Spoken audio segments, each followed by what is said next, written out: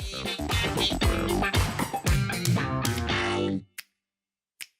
two people together, they can sit down and they can figure out a solution. A lot of times now, as soon as people, you know, they see a problem, and instead of communicating it, they just shut it off. Basically,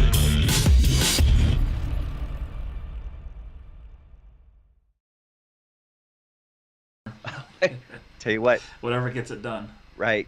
Because, like I said, and even if you figure it out once, there's no guarantee that you can keep doing it. No, absolutely. So what all have you been doing this year? I know you're building content around your time trials, and then you have your other show that you do. Well, uh, I've got the cycling blog, which I think this year I'm going to go a little more in depth into some of the specifics as far as training goes. Uh, I don't know how to do that yet because I want to keep that one pretty much all audio Mm-hmm. and sometimes explaining uh, different types of positions and how you sort of gauge your effort. That's hard to actually explain versus being able to see some of that because towards the end of a time trial where uh, you're really starting to suffer, you'll have a tendency to pull this way on the handlebars, and it brings you forward on the nose of the seat. And trying to explain to people how moving that position affects your overall speed, uh, it's hard to do with just words.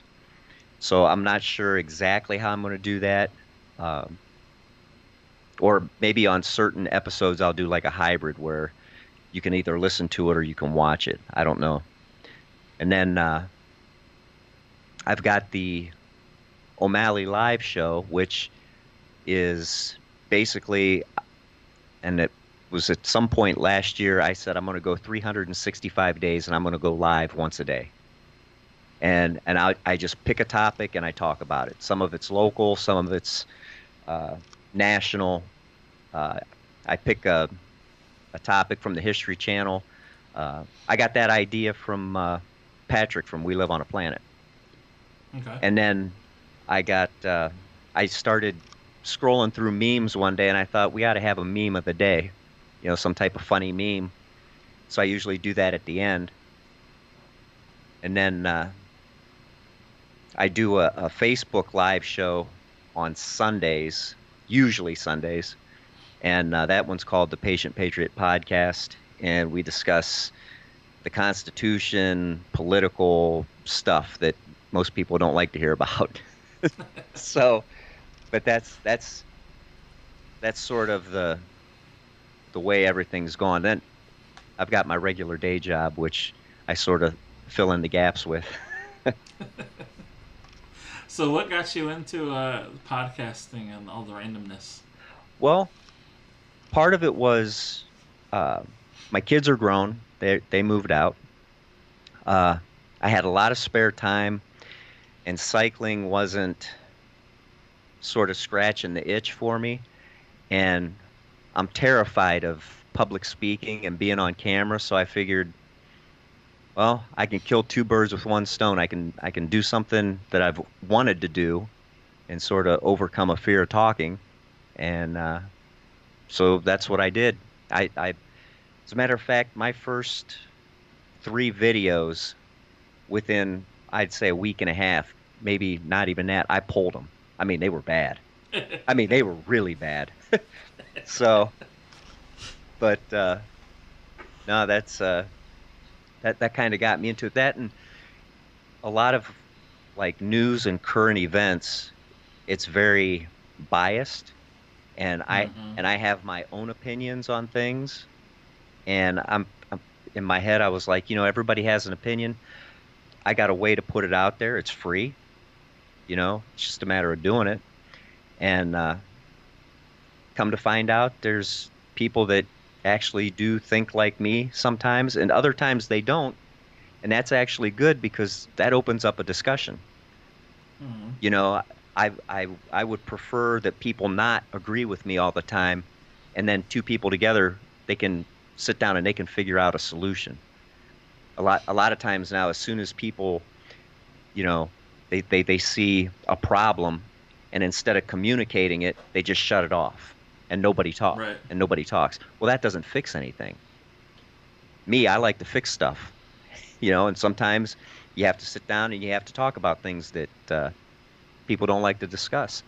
So that kind of got me into it. It's kind of like us being in Ohio. Yes. Sometimes it's not about Browns and Steelers. Sometimes it's just about the Patriots not going to the Super Bowl You know what? You're right. again. Hey, and you know what? I'm gonna. I was never really a big Browns fan because my dad was, and him and I are Yeah. fairly competitive. But to see the Browns have a team that's at least exciting to watch, Yeah. that to me it's fun. I actually cut out some time to watch the Browns, and they're doing some pretty good things. And you hate to say it, but as good as Baker Mayfield is now, he didn't start the first two games of the season. Right. You know, if they split that, that you take add a win and get rid of the tie, that the playoff picture even looks different. Yeah. So next year's going to be different. That's what the Browns slogan is. There's That's always next year. that's right. Yeah. What'd your family say when you said you were gonna start podcasting? Or I'm sure, or did you tell them right away, or do they even know yet? Well, I'm uh, sure the studio kind of gives something away. Something's going my on. my family. It's funny. Right around the time that I started this a couple years ago was right around the time that my wife and I now we first got together and we're starting to get serious. So as this started to unfold, her and I went from dating to being engaged, and then at the end of October we got married.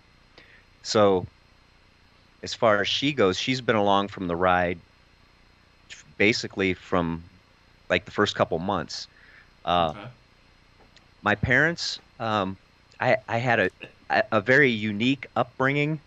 Like if you talk to my dad, he comes across as very conservative, Okay. and my mom isn't. So when I get on and talk about certain things, there's some tension sometimes. But both of them know that I'm afraid of, or I shouldn't say afraid. I have a fear of speaking publicly or being on Mm-hmm. camera. So I think when they saw me doing it, as much as they might not have agreed with what I was saying, I think they liked the idea of seeing me do it. Okay. So, uh, some people think I'm absolutely nuts for doing it, but at the end of the day, this is the future. Yeah. If you have a smartphone, you have a way to create media, and you can either record it, you can do it live, however you choose to. Um, Me personally, I like the comfort of my own home, and so I just put a studio together, and it's not as expensive as some people think because like once you basically get your stream up there and say it's on YouTube, it's compressed to the point where even if the audio is so-so, it's going to sound good once it's up there. So you can these the mics I used, I think they were like 25 bucks a piece, and that include the boom arm. Uh, the mixing board was 70 bucks. The the laptop's the most expensive part. Uh, but most people are gonna have a computer anyway, or Right. or a smartphone. So uh, I know. Looking at your picture, I'm like, man, I need to upgrade my camera. This little USB webcam's not cutting it. well, this is a Logitech C930E. Okay. It's a USB webcam, but I actually when I got it, it was a little more expensive because it has a very wide field of view. This is actually zoomed in pretty close. Okay. But I got this camera so I can zoom in or I can set it over there and zoom out and I can have two people at the table. Gotcha. But I just did a review on this camera. This Mm-hmm. this is what I want to use, and you have to connect the DSLR with what's called a cam link, and with this computer, because it has onboard graphics and a dedicated video card, it either has to pick between the two or you have to set up one or the other. And when you use the cam link, it'll just randomly shut the computer down and restart it. Oh. And it's only when it's live streaming. If I record like something and then upload everything works fine. Hmm. So, Well, that's inconvenient. yes, very inconvenient, especially when you like to live stream. Yeah. So, but the next computer uh, should be able to fix it. But I don't know if you've priced computers lately, but something that's decent is not cheap. That's the conclusion I came up with too. But then I was also looking at how much I paid for my phone, and I'm like, oh, well, it's not much more than the computer's not that expensive after all. Right. Yeah, that's true. Just the phone, I make month-to-month payments on it because I have iPhone forever. To where the computer, I'm just going to pay cash for it, so it doesn't feel as hard in the beginning. Right. But Which iPhone do you have? the X. iPhone X. Wow. Yeah. Have you tried live streaming with it? I have not yet because I too am terrified of video. Audio, I'm completely okay. Podcasting was great once they made it easy with Anchor. Right. But then video and actually having to physically see myself is took a while. I did two YouTube videos on a daily show and then didn't upload again until this, like, months later. So I understand the Oh yeah. And the issues there. and I don't think a lot of people realize too, like with public speaking, and like myself, I'm a big coffee drinker. Keeping a train of thought and actually explaining it in a way that somebody's going to understand is a lot harder than what people think. Like if I'm in a room with another person and we're talking, it's very easy. When you're talking to a camera, it instantly becomes difficult. Especially when you can see yourself in the camera. Like if Right. it's just the camera sitting there, I'm normally good. But because we're on Skype and there's half me, half you, Right. it's like, ugh. Right. And I like streaming too because I feel like it's happening, so there's nothing I can do about it. To where if I record it, then it's like, well, I could edit that out, Right. or I could not, and then there's all these decisions to made, and then, like you said, delete. Whoops, I guess Right. I can't upload it now. Well, that was one of the biggest reasons I got away from pre-recording is I got so critical that I wouldn't upload anything. Yeah. And so I've got a little pad of paper, a pen, I write down some notes, I click go live, and I wing it. And that's where I'm at now. So, Yeah. No, it seems to be the easiest way for me too. right. So I appreciate you being tech support on call for me with this. Sure, you bet, man. It's been a great help. So, which platforms are you on? Twitch and Yeah, so according to Restream, right? I am live on YouTube, which I've checked. Okay. It says I'm live on Twitch. I did not check. And it says I'm live on Periscope, and I also did not check.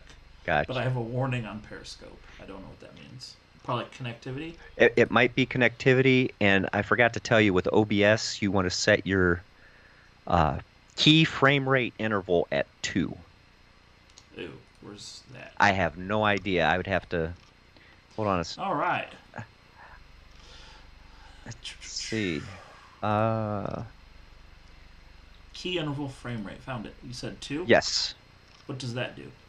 I have no idea, but when I don't have it set to 2, I get those warnings for Twitch and Periscope. Okay. So So we'll see how that works. Hopefully it doesn't screw up YouTube. that, and I think that there's a maximum of 4,000 for the bit rate for Periscope and Twitch. Okay. I think it's either 4,000 or 4,500.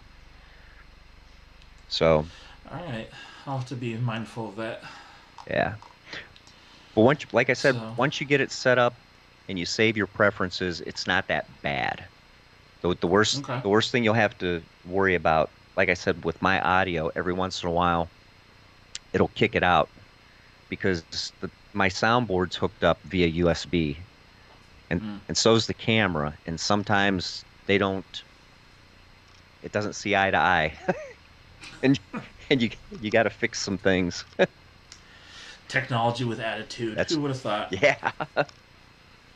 So, All right. Well, where can everybody find you? Because I gotta jump off here and get ready for the next one. you can find me at anything that says O'Malley's Adventure. Okay. That's where you'll find o'malleysadventure.com is the webpage. The YouTube channel is O'Malley's Adventure, Instagram, O'Malley's Adventure, and Facebook. Okay. Well, when I break this up into the individual video and then also strip the audio for the podcast, I'll make sure I put all the links in there so that way it's easy for everybody to find. Outstanding. All right. Well, I appreciate the help and support, and thanks for being on the show. You bet, man. Anytime.